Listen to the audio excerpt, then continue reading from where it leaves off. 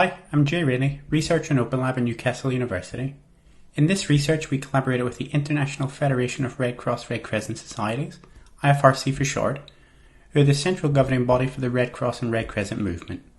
With 192 national societies, the movement is the largest humanitarian network worldwide, with approximately 17 million active volunteers, members and staff globally.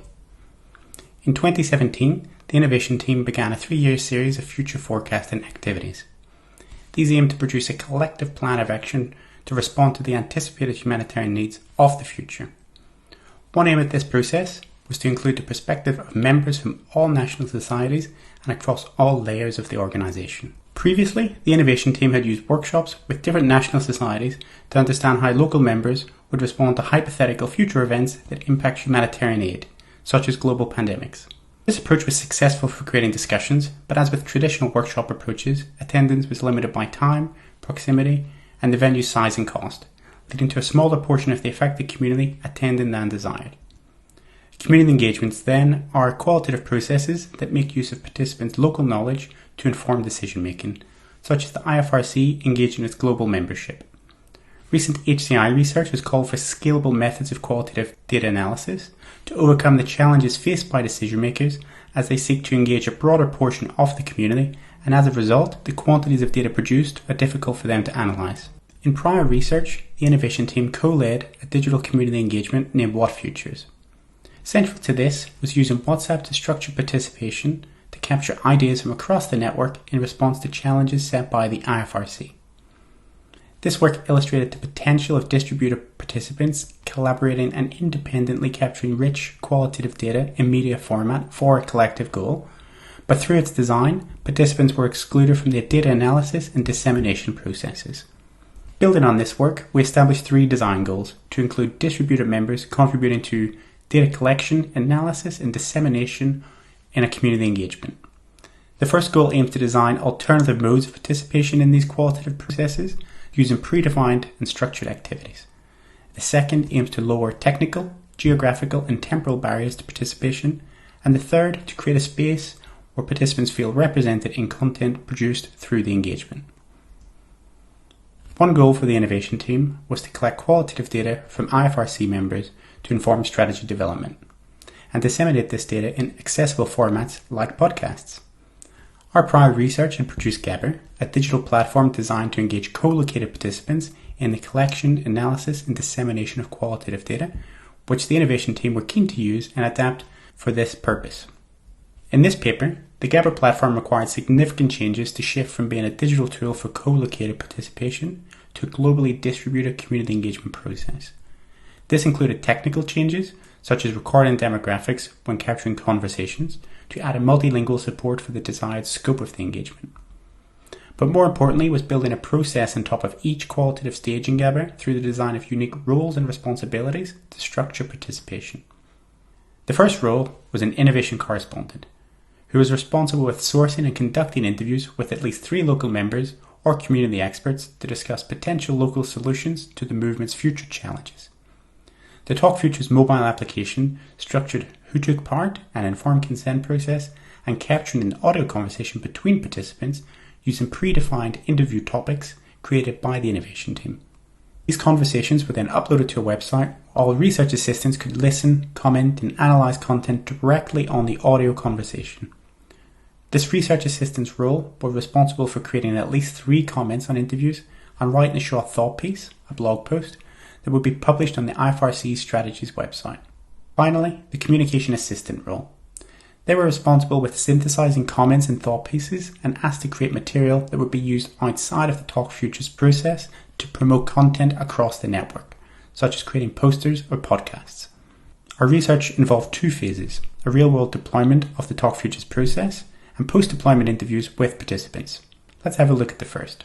The deployment was designed to last 4 weeks and accommodated participation in the IFRC's 4 core languages: English, Arabic, Spanish and French. National societies that had previously participated in digital engagements were contacted and asked to advertise TalkFutures through their internal communication channels. After registering interest, an email was sent to each participant to outline their roles and responsibilities and the deployment timeline, requesting a response with their desired role, desired language, and mobile telephone number. The number was then used to add them to a WhatsApp group of the desired role in the desired language, which allowed us to provide instructions and support within groups as the deployment progressed. As you can see, participation in deployment varied across roles. The innovation correspondent was the most popular, with 37 participants engaging with this role and 20 completing all associated responsibilities, that is, recording at least 3 interviews. The difference in completion of responsibilities could be due to the less technical skills required, and that you could start the innovation correspondent role as soon as the deployment started, while the other 2 were dependent on data from the previous roles. This was especially challenging because some content from innovation correspondence were in specific languages like French, where very little data was captured. Following the deployment, all 30 participants that completed their responsibilities were invited for one-on-one interviews in their native language. We completed 6 interviews, 3 in English and 3 in Spanish, mostly looking at how participants perceived their contributions would be used and represented in the strategy process. This data was then transcribed and thematically analysed, resulting in 3 themes.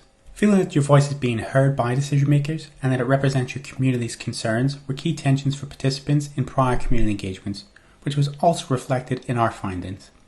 For example, one participant felt sceptical of how their contributions would be used and if they would impact the organisation at all.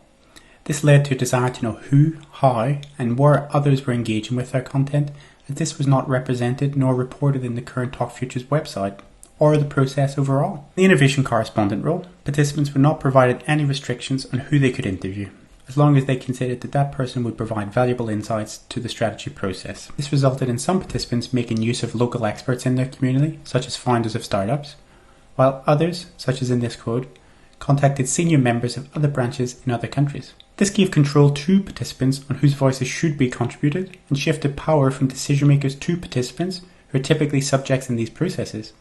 However, this openness led to participants often interviewing those already in power, who are more likely to contribute into traditional community engagements, thereby reinforcing existing issues of representation.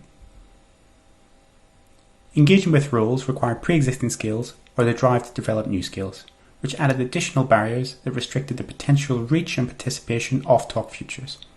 Several participants interviewed described developing soft skills that they considered would be beneficial to the day-to-day working life, including building confidence and overcoming shyness through the process of interviewing others. Our TalkFutures engagement showed that embedding roles and responsibilities onto a digital qualitative workflow helps to structure distributed, independent, and flexible participation in the analysis and reporting of qualitative data. Our findings highlight that drawing from participants' existing skills motivated their participation, but as each role was dependent on data from the prior role, we saw a decrease in participation with each.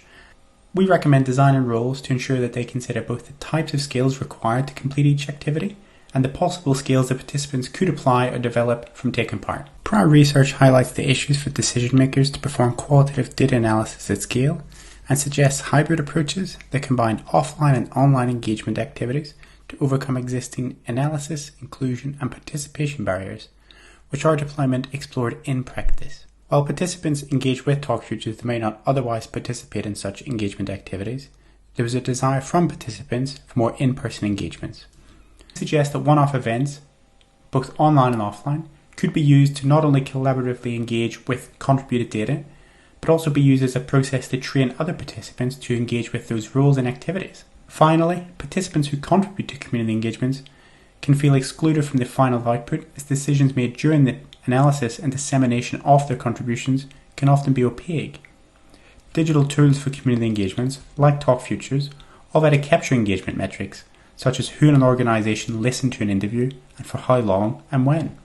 Increasing the visibility of these metrics could act as a way to increase transparency with how and which voices are included or excluded when being transformed from raw experience to written reports.